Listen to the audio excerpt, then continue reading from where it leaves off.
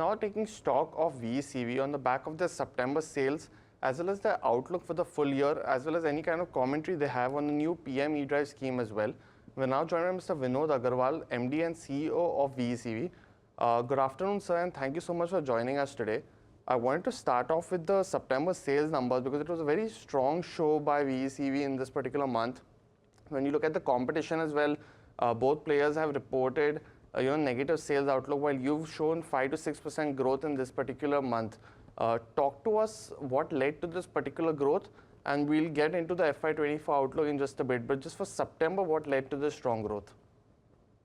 Absolutely, as we have said, we have grown by 5.7% in September. And in fact, if you look at our track record, even last full 5 months, we are consistently doing better than the industry. So September, the industry has dropped by almost 16%, and we have grown by 5.7%, which means that we are improving on our market shares every month. And that is happening because of very, you can say, wide product range. And then, of course, we are also improving on our network. We are adding more distribution points. And then, of course, it's based on the satisfaction of the customers with us that they are preferring eicher trucks, eicher and Volvo trucks. So all these factors combined together, we are doing better than the industry. Now, before I come to the new scheme which is coming by the government, I wanted to talk about your segmental performance as well, because we've seen for this month as well as for FY25 specifically. Now you've shown positive growth, while the other players operating in the space are still 1 to 2% down.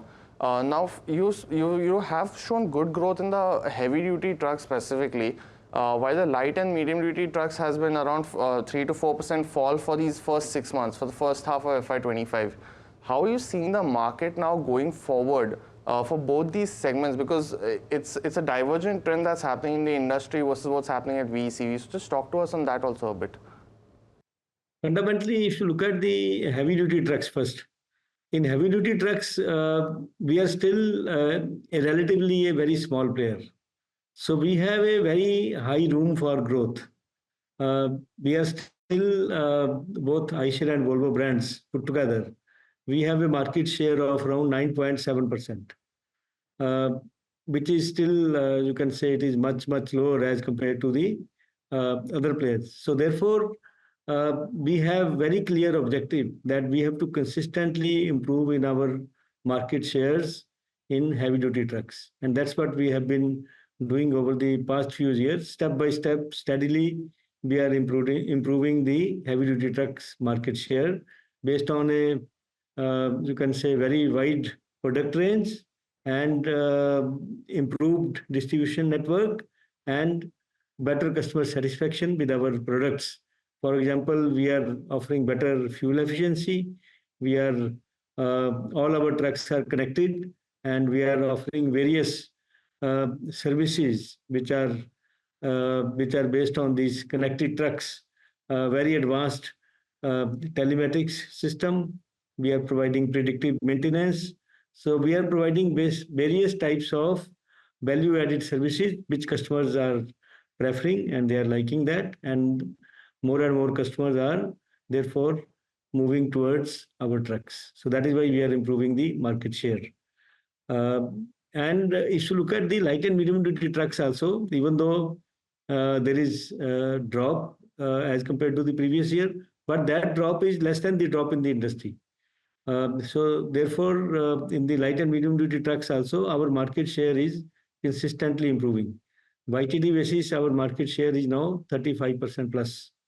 So there also we are doing better than the overall industry movement.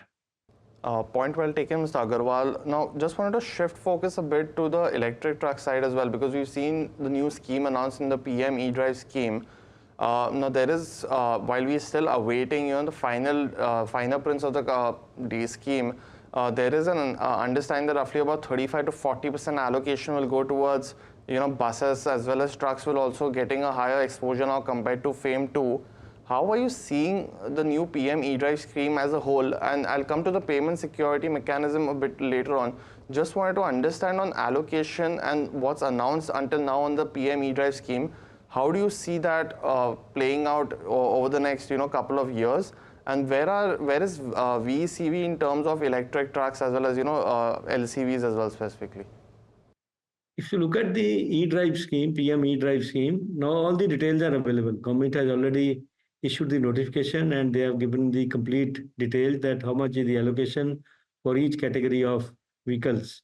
For example, for buses, government is proposing to give this subsidy for 14,000 plus buses, and the amount allocated is around 4,500 crore. I don't remember exactly, but it is around 4,500 crore, and the subsidy will range from 20 lakhs per bus to 35 lakhs per bus, depending on the capacity of the bus. And then, of course, as you mentioned, payment security mechanism is also there, which earlier was not there. So they have allocated around 3,500 crores in addition to PM eDrive scheme, which will go towards mechanism of security for payment by the state transport undertakings. So that is also a very good scheme.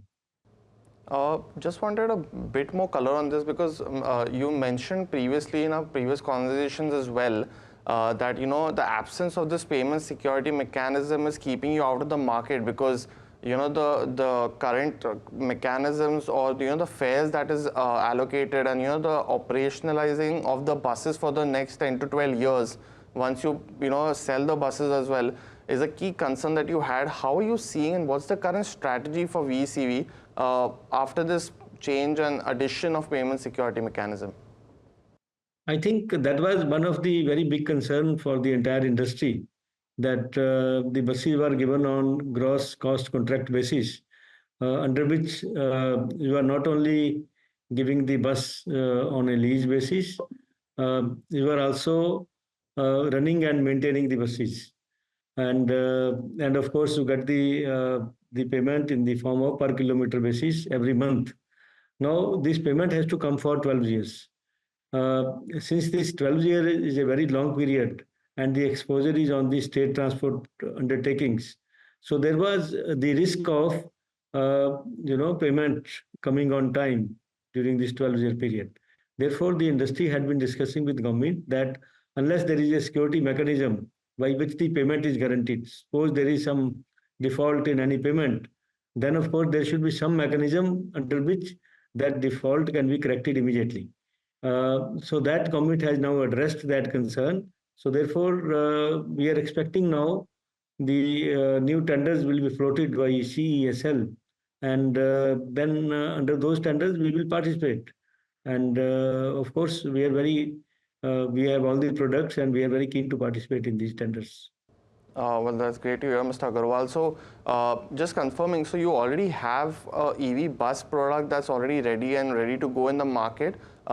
And do you also have an EV trucks also that is already ready to go in the market, or what's the timeline on both these aspects?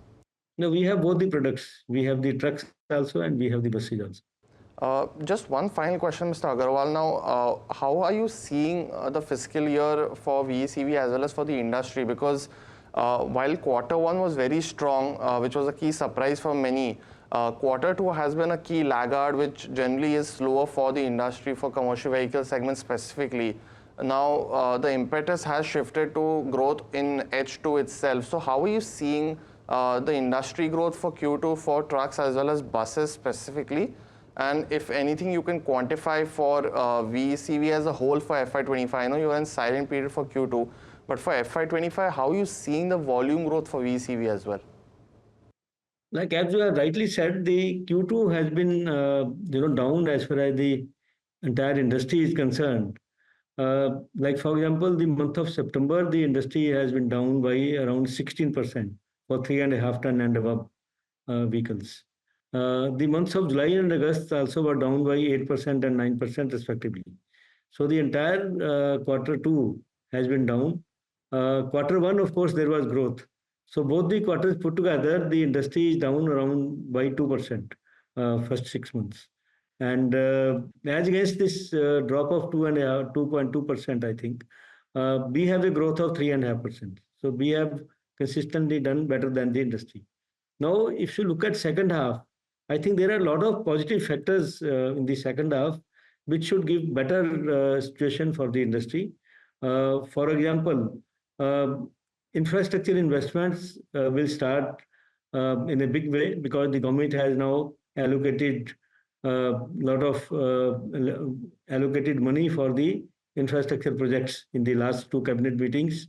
Various decisions have been cleared, allocating the money for rural areas as well as for the infrastructure projects. And the overall allocation, of course, for the full year has been very handsome, 11.1 lakh crores. And most of that will happen in the second half only. So therefore, infrastructure will lead the growth story in the second half.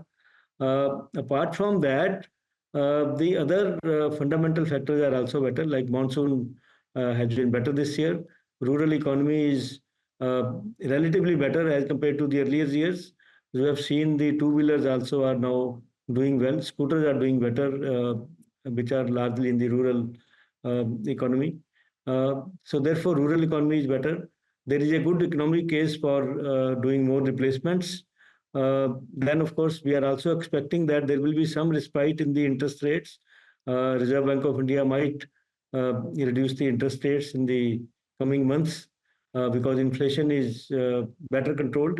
Inflation is now retail is just around 3.5%, 4%, and of course the other factors are also positive. Like if you look at the overall economy, we are expecting good growth in the economy. The challenges are only geopolitical factors because this war which is now going on and there are chances of escalation. I think these are the factors which create the negative sentiments and which of course lead to some people waiting and watching. I think that is the biggest risk which currently we are having. Other than that, I think we have all the positive factors, and we are very optimistic that second half will be much, much better than first half. Well, that's great to hear. So just one final question on your domestic bus market share. Now, you spoke about the electric bus market that you will be able to enter now with this new scheme. I just wanted to ask you for your strategy on ICE as well, because we've seen that the market is divided between a couple of players having 1/3 market share, while the others are cramping for the third part.